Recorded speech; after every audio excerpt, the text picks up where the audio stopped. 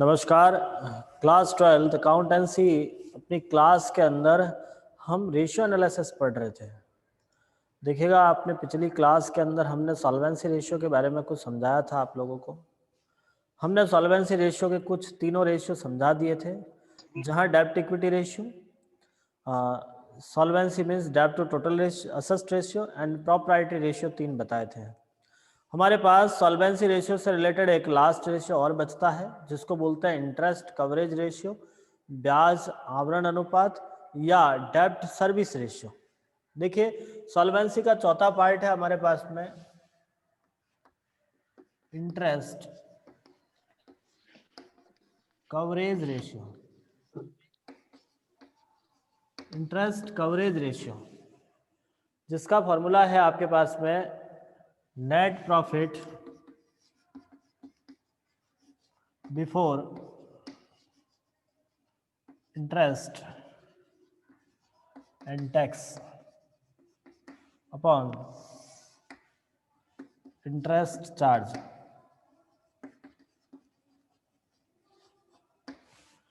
देखिए, आपका फॉर्मूला होता है, देखो मैं आपको एक बात पहले से क्लियर कर दूं कि आप जब रेशियो एनालिसिस पढ़ते हो तो वहां आपको अपने फॉर्मूले सारे पता होने चाहिए। सेकंड पॉइंट, एक फॉर्मूले से नए फॉर्मूले बनते हैं, उनको आपको बनाना आना चाहिए, याद रखना आना चाहिए, उनको याद रखना पड़ेगा बेटा। जैसे अपना फॉर्मूला है इंटरेस्ट कवरेज रेशियो, हिंदी में बोलते हैं ब्याज आवरण अनुपात या डेब्ट सर्विस रेशियो भी कहते हैं इसको, ऋण सेवा अनुपात। फॉर्मूला होगा net profit before interest and tax upon interest charges. देखो, दो शब्दों के पर थोड़ा सा डिस्कस करते हैं। एक होता है बिफोर, एक होता है आफ्टर। बिफोर का मतलब होता है पहले और आफ्टर का मतलब होता है बाद में। तो आपके यहाँ पे इस चैप्टर में इन दोनों वर्ड का यूज होगा। कोई ऐसे रेशियो होंगे जहां net profit after tax and interest लिखा होगा, कई बार आपको बिफोर इंटरेस्ट एंड टैक्स लिखा होगा। तो आपको दोनों ही पॉइंट पहले से क्लियर करने हैं कि आफ्टर क्या होता है और बिफोर क्या होता है।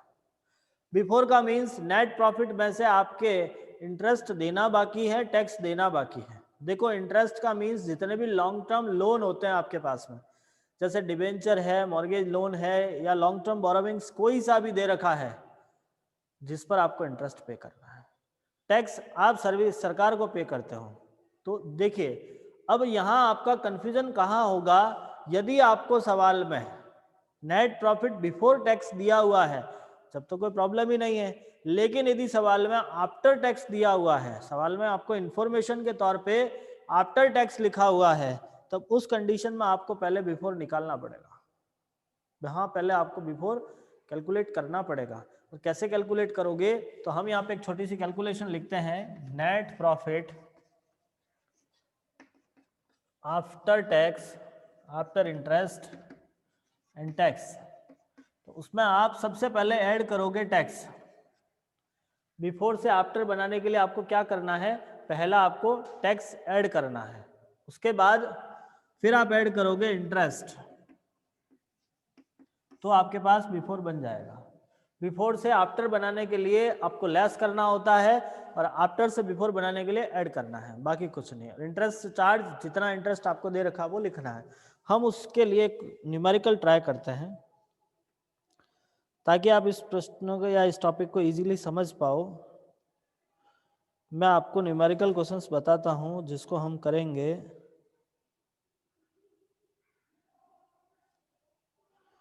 चलिए एक एग्जाम्पल ट्राई करते हैं। न्यूमेरिकल क्वेश्चंस तो आपके यहाँ सही ढंग से नहीं दे रखा है।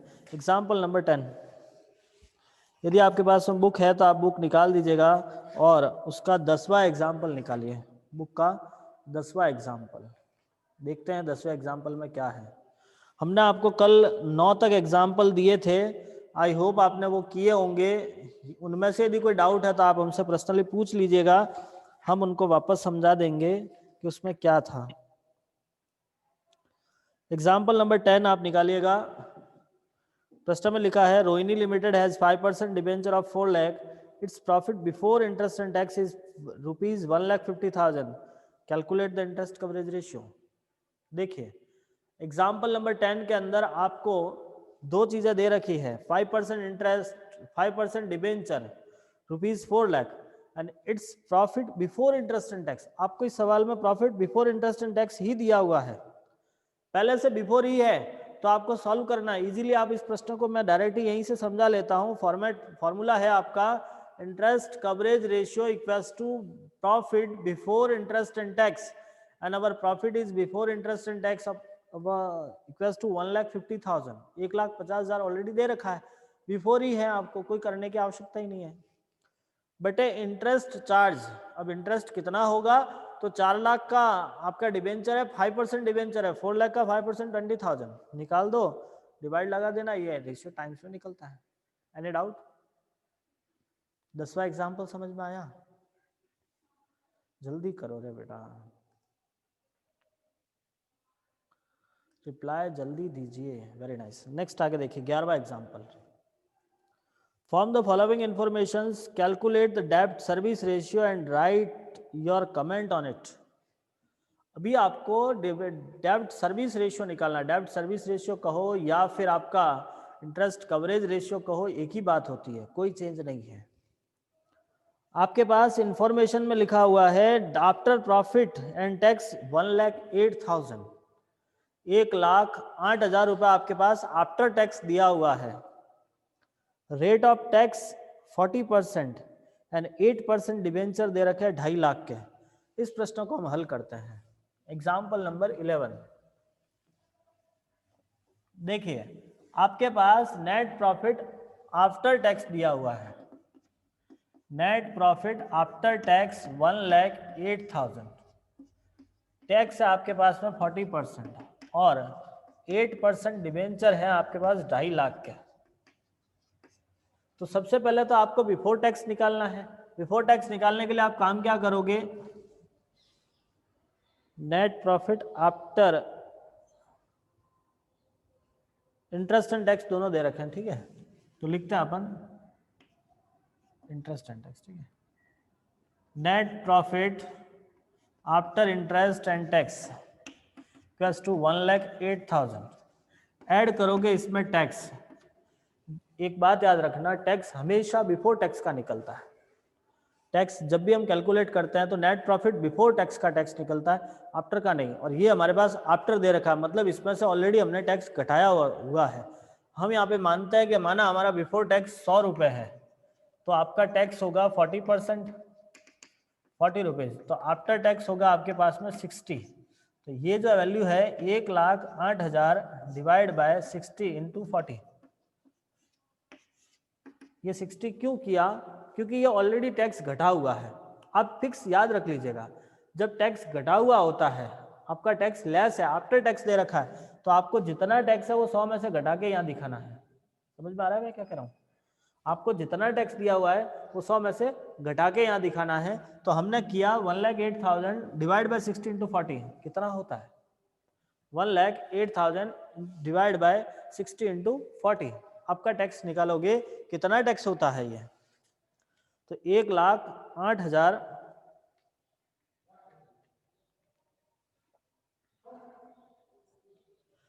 कैलकुलेशन करो बेटा, मैं तो वेट कर रहा हूँ आपकी कैलकुलेशन का, मैं थोड़ी ना करूँगा इसका, ये मेरा काम ही नहीं है।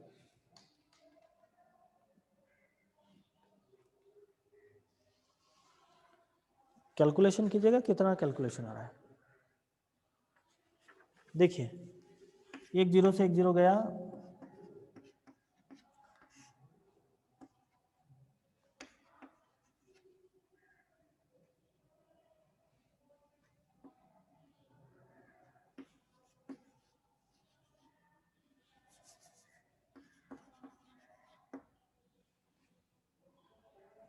$72,000 आपका बिफोर टैक्स आ गया, हाँ सॉरी टैक्स आ गया। अब आप यहां से ऐड करोगे इंटरेस्ट। अब इंटरेस्ट कितना है, तो 2.5 लाख का 8%, 2.5 लाख का 8% आपका इंटरेस्ट होगा। आप इंटरेस्ट ऐड करोगे 2.5 लाख का 8%, करो कितना हुआ, 2.5 लाख का 8% निकालो कितना होता है। देखो बेटा कैलकुलेशन पूरी आपको करनी है, मैं सिर्फ आपको समझा सकता हूँ काम कैसे होता है। ये कैलकुलेशन हम नहीं कर सकते, क्योंकि आपको एग्जाम में तो आपको ही करना है। इसीलिए आपको पढ़ना पड़ेगा, कैलकुलेशन करनी पड़ेगी। 2.5 लाख का 8% निकाला, आपका इंटरेस्ट आएगा 20,000 रुपये। अब आप इन तीनों को जोड़ दीजिएगा तो ये हो गया आपका 2 लाख रुपए। Net profit before tax 2 lakh बटे इंटरेस्ट है 20,000, तो ये आपका आंसर आएगा 10 गुना, 10 टाइम्स। इस तरह से आपका सवाल होता है। Any doubt? नेक्स्ट आगे बढ़ते हैं। आगे वाला क्वेश्चन से, आगे वाला रेशियो से देखते हैं। देखिए ये था आपका सॉल्वेंसी रेशियो। अब हम समझते हैं एक्टिविटी रेशियो। सॉल्वेंसी के बाद में आता है एक्टिविटी रेशियो। एक्टिविटी रेशियो में अलग अलग रेशियो दे रखे हैं, जिसमें सबसे पहला आता है आपका स्टॉक टर्नओवर रेशियो। सॉल्वेंसी के बाद हमारा नेक्स्ट पॉइंट आता है एक्टिविटी रेशियो। हम यहाँ लिखते हैं एक्टिविटी रेशियो, क्रियाशीलता अनुपात, जिसमें सबसे पहला है आपका स्टॉक टर्नओवर रेशियो। स्टॉक आवर्त अनुपात हिंदी में बोलते हैं इसको। हिंदी में कहेंगे स्टॉक आवर्त अनुपात, इंग्लिश में कहते हैं स्टॉक टर्नओवर रेशियो, जिसका फॉर्मूला होता है cost of goods sold upon average stock. Formula होता है आपके पास cost of goods sold upon average stock. अब आप कहोगे sir cost of goods sold का क्या फॉर्मूला रहेगा, एवरेज स्टॉक कैसे निकालेंगे? तो इन दोनों का फॉर्मूला समझते हैं हम। सबसे पहले जानते हैं कॉस्ट ऑफ गुड्स सोल्ड। देखिए कॉस्ट ऑफ गुड्स सोल्ड के दो फॉर्मूला होते हैं। पहला formula opening stock plus net purchase plus direct expenses minus closing stock. पहला फॉर्मूला आपका रहता है opening stock plus net purchase. Net purchase का मतलब होगा purchase minus purchase return. Purchase में से परचेज रिटर्न लेस कर दोगे तो वो होता है आपका net purchase. Next plus direct expenses, वो सारे खर्चे जो आपने इन द वे पे किए हैं, एंड लेस करना है आपको यहाँ से क्लोजिंग स्टॉक। एक और फॉर्मूला होता है कॉस्ट ऑफ गुड्स सोल्ड का, वो होता है net sales minus gross profit. देखो आपके सवाल में जैसी इंफॉर्मेशन दे रखी है उसके अकॉर्डिंग फॉर्मूला लगेगा।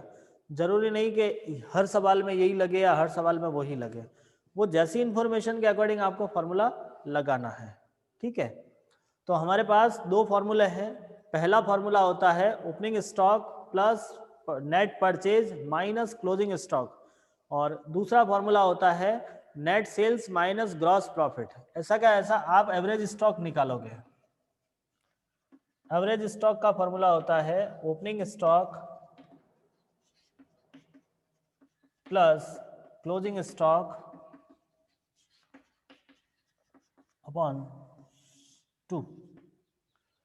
एवरेज स्टॉक का फॉर्मूला होगा opening plus closing by 2। Screenshot लो, ये फॉर्मूले लिखने पड़ेंगे आपको कॉपी में। नेक्स्ट सेकंड फॉर्मूला ले लिया आपने। नेक्स्ट अगला रेशियो, मैं एक बार इस एक्टिविटी रेशियो जितने भी है उन सबके फॉर्मूले समझा देता हूँ, फिर हम उसके बाद में एक साथ में क्वेश्चंस करेंगे। एक एक प्रश्न एक एक फॉर्मूला, बहुत लंबा समय रहता है, इतना टाइम हमारे पास में नहीं है कि हम एक फॉर्मूला समझे और उसके बाद में एक क्वेश्चंस करें, इतना टाइम कम रहता है। इसलिए हम एक कोशिश करते हैं हम सारे एक बार फॉर्मूले समझ लेते हैं, फिर उसके सारे प्रश्न कर लेंगे। ठीक है, दूसरा आता है आपका डेब्ट equity ratio, sorry debtors turnover ratio. पहला था आपका स्टॉक टर्नओवर रेशियो, दूसरा है डेटर्स टर्नओवर रेशियो। डेटर्स या ट्रेड रिसेबल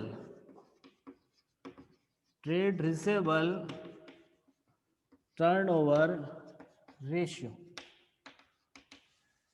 डेटर्स या ट्रेड रिसेबल टर्नओवर रेशियो। ठीक है, फॉर्मूला रहता है जिसका net credit sales upon average trade receivable. देखिए, क्रेडिट सेल्स मतलब उधार विक्रय। यदि आपको सवाल में cash, credit and total sales दे रखी है तब तो आप अलग अलग करके लिख दीजिएगा, बाकी नहीं है तो आपकी जो सेल्स दे रखी है उसी को लिखना है। अदरवाइज आपकी क्रेडिट सेल्स का फॉर्मूला रहता है total sales minus cash sales, total sales minus cash sales. Total में से आप कैश घटाते हो तो आपके पास पीछे बचता है वो क्रेडिट बचेगा। मेजर फॉर्मूला आपको समझना है एवरेज ट्रेड रिसेबल का। Average trade receivable plus to opening balance of debtors and bills receivable plus closing balance of debtors and bills receivable by 2। आप डेटर्स एंड बिल्स रिसेबल कहो या trade receivable कहो, एक ही बात होती है। तो मैंने आपके सामने इन दोनों को क्लियर अलग अलग कर दिया है। ट्रेड रिसेबल की जगह मैंने डेटर्स एंड बिल्स रिसेबल लिखा है। तो आपके लिए फॉर्मूला रहता है opening balance of debtors and bills receivable plus closing balance of debtors and bills receivable divide by 2। अब हम इसी से रिलेटेड एक फॉर्मूला और रहता है, हाँ, जिसको हम बोलते हैं एवरेज कलेक्शन पीरियड, औसत संग्रहण अवधि। ये भी निकालनी पड़ती है हमको, इनसे रिलेटेड एक निकालना पड़ता है एवरेज कलेक्शन पीरियड। अब एवरेज कलेक्शन पीरियड कैसे निकलता है, तो उसके लिए फॉर्मूला होगा 365 डेज या 12 month upon trade receivable turnover ratio. आप इसको डेटर्स वेलोसिटी भी बोलते हैं। प्रश्न में यदि डेटर्स वेलोसिटी पूछा है तो उसका मतलब भी यही होता है। एवरेज कलेक्शन पीरियड का मीन्स भी यही होता है। देखो ये होता क्या है, इसका मतलब होता है कि आपके डेटर्स कितने टाइम पीरियड में पैसा दे सकते हैं, एक एवरेज टाइम निकालना होता है। फॉर्मूला रहेगा 365 डेज या 12 महीने, दोनों में से कुछ भी ले सकते हो, upon trade receivable turnover ratio. ठीक है, एक बार इसका स्क्रीनशॉट लो। नेक्स्ट अगला रेशियो समझते हैं।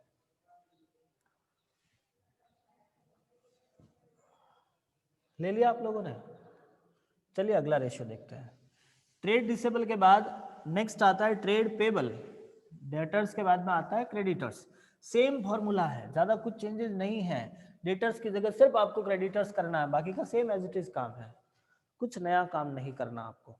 हम यहाँ लिखते हैं नंबर 3 ट्रेड पेबल या creditors turnover ratio. Trade payable या क्रेडिटर्स टर्नओवर रेशियो, जिसका फॉर्मूला होता है net credit purchase upon average trade payable. Average trade payable देखिएगा, net credit purchase upon average trade payable. अब क्या होता है आपका net credit, average trade payable क्या होता है, किसे कहते हैं, तो उसके लिए फॉर्मूला होता है average trade payable equals two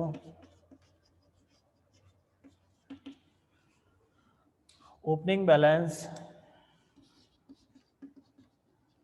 of creditors and bills payable plus closing balance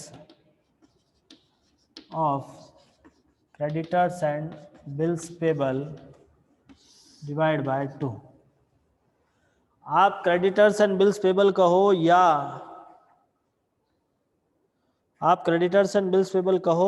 या फिर आप उसे ट्रेड पेबल कहो, एक ही बात होती है, ज़्यादा कुछ चेंजेस नहीं है इन दोनों के अंदर। नेक्स्ट आगे बढ़ते हैं। इसमें आता है आपका average payment period,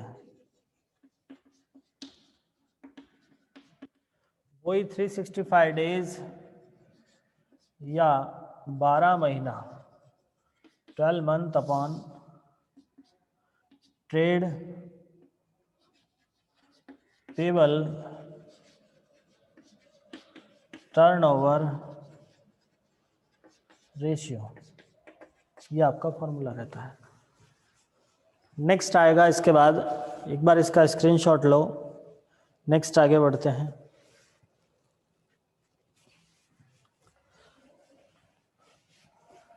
total assets turnover ratio. Next आगे वाला है total assets turnover ratio. Formula लिखेंगे number 4, total assets turnover ratio.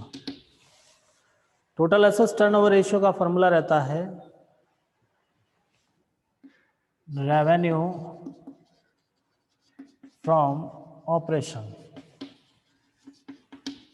या cost of revenue from operation. देखो, नेट सेल्स का हो या रेवेन्यू फ्रॉम ऑपरेशन को एक ही बात होती है, कॉस्ट ऑफ गुड्स सोल्ड का हो या cost of revenue from operation को एक ही बात है, दोनों में ज़्यादा कोई चेंजेस नहीं है। Divide by total assets. Total assets कैसे निकालनी है तो वो फार्मूला आपको पता ही है, हमने अपनी पिछली क्लास में समझा दिए थे। ये फार्मूला लिखो, फिर एक न्यूमेरिकल क्वेश्चन ट्राई करते हैं।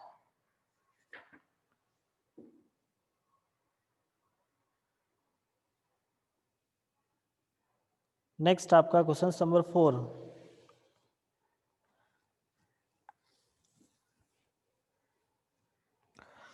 फोर्थ न्यूमेरिकल देखिएगा, सवाल को समझने की कोशिश करते हैं। Form the following detail, calculate the opening inventories, closing inventories and trade receivable turnover ratio. आपको 3 चीजें निकालनी है, ओपनिंग स्टॉक, क्लोजिंग स्टॉक और ट्रेड रिसीवेबल टर्नओवर रेशियो निकालना है। समझिएगा आपको सवाल में क्या दिया हुआ है, निकालना क्या है, कैसे करना है। सवाल संख्या 4, फोर्थ न्यूमेरिकल हम समझ रहे हैं। तो इस समय आपको 3 कैलकुलेशन करनी है। Opening inventories means opening stock. Question number 4 आपको निकालना है ओपनिंग स्टॉक, क्लोजिंग स्टॉक और trade receivable turnover ratio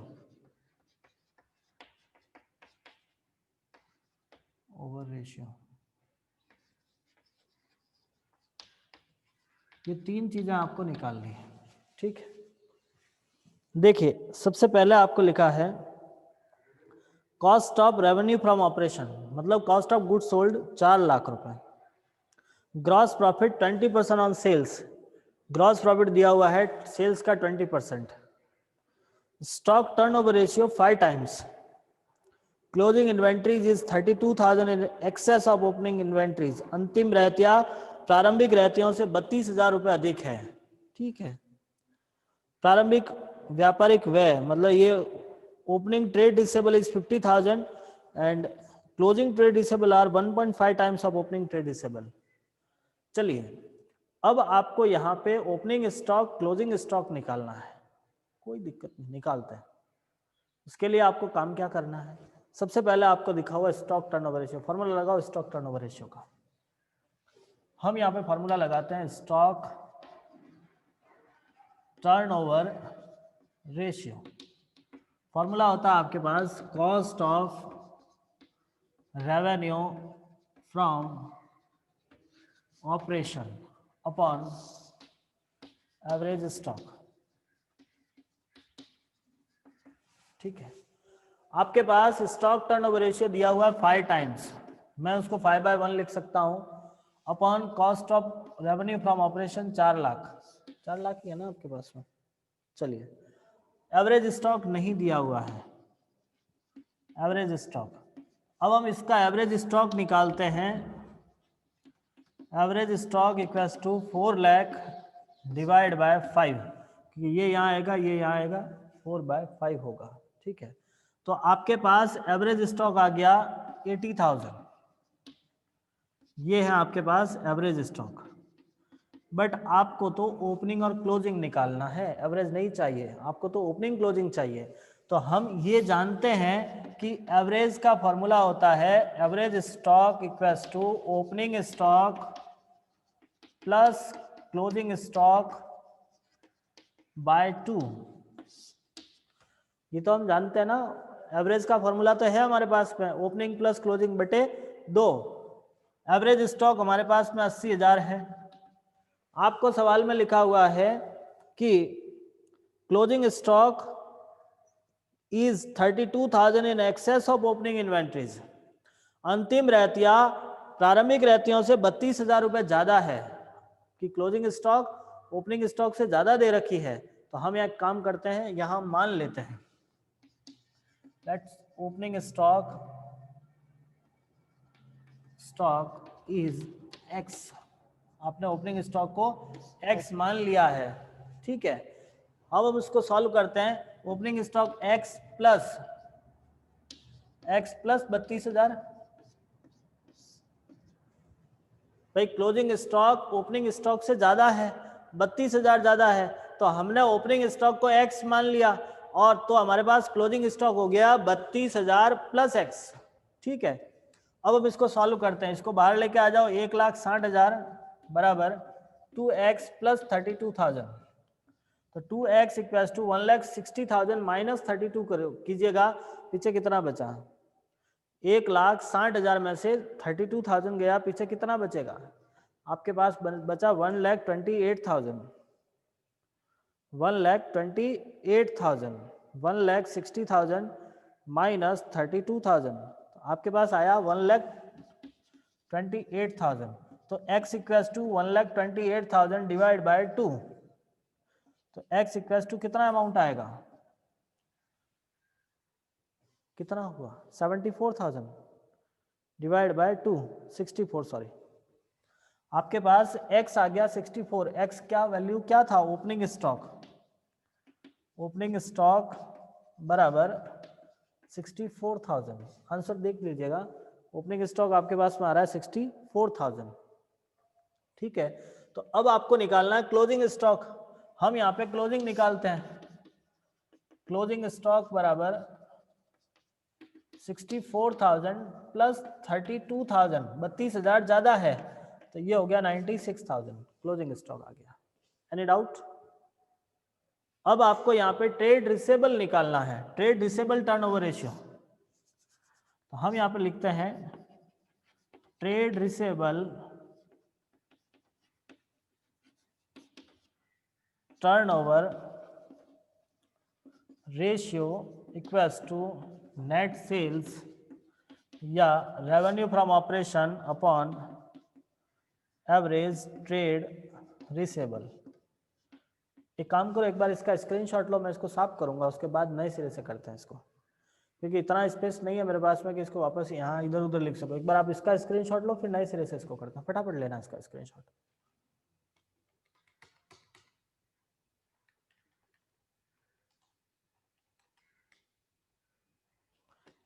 okay, चलिए अब हम इसका ट्रेड रिसेबल रेशियो नए सिरे से निकालते हैं, क्योंकि हमने कहा लगभग पूरा बोर्ड चाहिए हमारे पास में, इसलिए। आपको ये ओपनिंग क्लोजिंग स्टॉक निकालना समझ में आ गया? यस या नो? जवाब तो दो रहे। चलिए, हमको निकालना है trade receivable turnover ratio. Formula होता है revenue net credit revenue from operation upon average trade receivable. देखिए, एवरेज ट्रेड रिसेबल निकालना है आपको। अब कंडीशन ये आती है, आपके पास cost of revenue from operation दिया हुआ है 4 लाख, ग्रॉस प्रॉफिट दिया हुआ है 20%, बट सेल्स नहीं है। सेल्स नहीं है। अभी आपने एक फॉर्मूला समझा था कॉस्ट ऑफ गुड्स सोल्ड का, जिसमें आपने फॉर्मूला देखा था net sales minus gross profit. तो जब आपके पास net sales minus gross profit करने से कॉस्ट ऑफ गुड्स सोल्ड आती है, तो हम कॉस्ट ऑफ गुड्स सोल्ड में ग्रॉस प्रॉफिट जोड़ने से नेट सेल्स भी तो आ सकता है। सीधी सी बात है। देखो यहाँ कई बार ऐसे स्टूडेंट को लगता है कि सर रेशियो में बहुत सारे फॉर्मूले होते हैं। बेटा फॉर्मूले बहुत सारे नहीं है, कंडीशन अलग अलग है। हम अलग अलग फॉर्मूले क्रिएट हो सकते हैं, बना सकते हैं। भाई आप इतने सारे फॉर्मूले याद क्यों रखते हो? एक ही फॉर्मूले से सारे फॉर्मूले बन सकते हैं। मैं आपको कहता हूं कि यदि आप ग्रॉस प्रॉफिट का फॉर्मूला याद रख रहे हो तो उस समय आपका फॉर्मूला होता है net sales minus cost of goods sold. तो आपका कॉस्ट ऑफ गुड्स सोल्ड निकलेगा net sales minus gross profit से, और नेट सेल्स निकलेगा cost of goods sold plus gross profit करने से। तो यहां आपको नेट सेल्स चाहिए, आपके पास कॉस्ट ऑफ गुड्स सोल्ड है, ग्रॉस प्रॉफिट है, हम ग्रॉस प्रॉफिट निकाल देते हैं। हम यहाँ लिखते हैं gross profit equals to,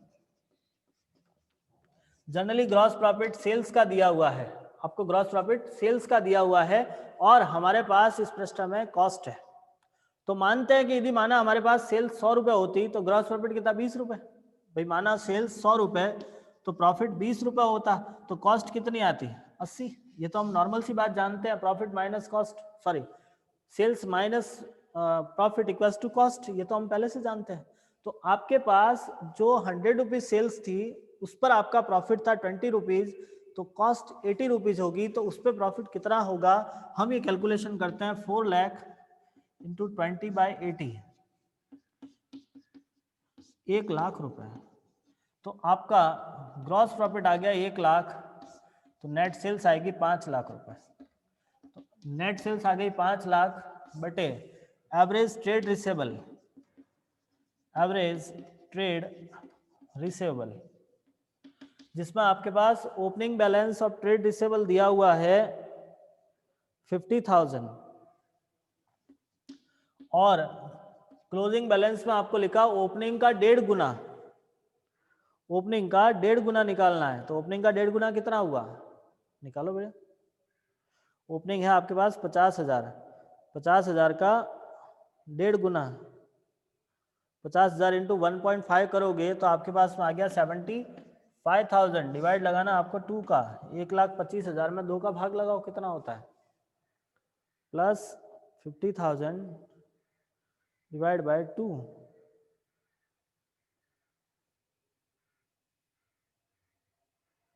1,25,000 divide by 2, amount हो गया 62,500। अब आपने 62,500 का भाग लगाना, 5 लाख में 62,500 का डिवाइड लगाओ, 5 लाख बटे 62,500, तो 8 टाइम्स आपका आंसर आएगा 8 गुना। ये आपका आंसर है। एक बार इसका स्क्रीनशॉट लो और आपको अब आज और एग्जाम्पल ट्राई करने हैं। मैं आपको एग्जाम्पल बता देता हूँ कौन कौन से करने हैं। आपने 9 तक किए थे,